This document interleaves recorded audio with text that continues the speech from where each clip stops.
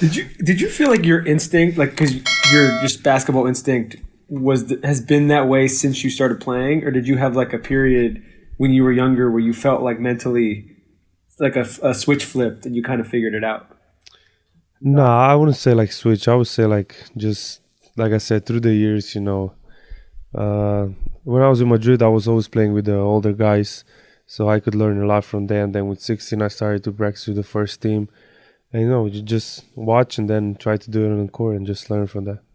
What made you, at 13 years old, travel, sign with Real Madrid, travel and move to a different country, 1,000 miles away from where you grew up? We use kilometers in Europe.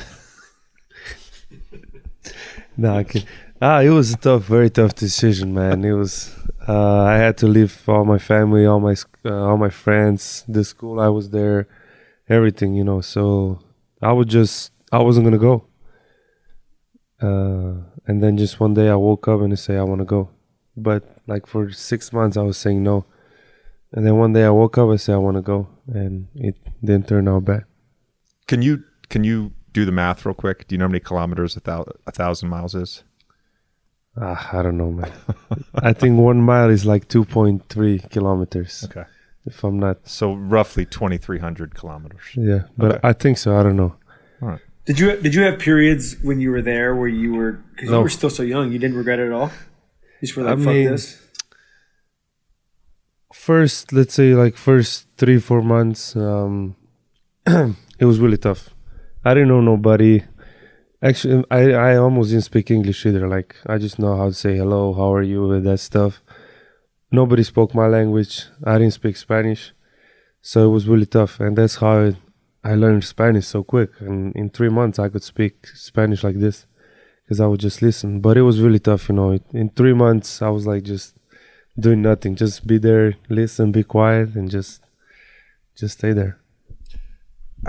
Can you sort of compare the NBA to maybe not just the ACB, but the EuroLeague in general? And the EuroLeague is probably the second best league in the world. Yeah.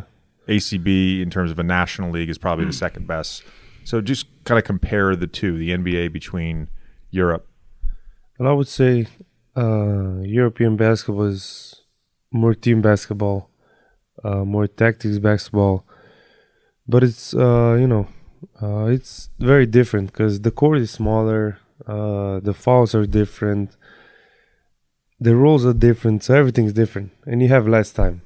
But just playing in the NBA, you have guys they're almost impossible to guard, and that's why NBA is way more tougher to play. I only say scoring is easier in NBA, just because of the amount of the different rules, the less space, the time.